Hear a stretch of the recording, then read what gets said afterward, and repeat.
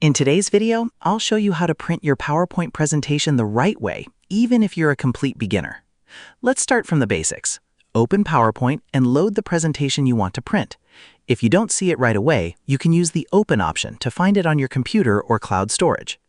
Once your presentation is open, go to the top left corner and click on File.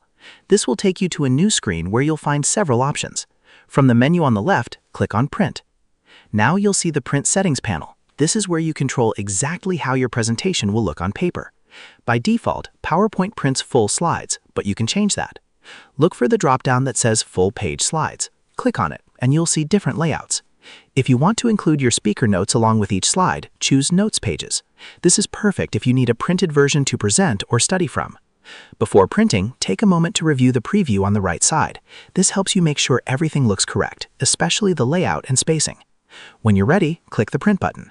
In some cases, PowerPoint may ask you to save the file as a PDF first. This is actually helpful because it keeps your formatting exactly the same. Just choose a file name, pick a location, and save it.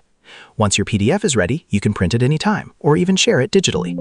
And that's it. You now know how to print your PowerPoint presentation with the right layout and settings. Share this video and subscribe for more helpful tutorials.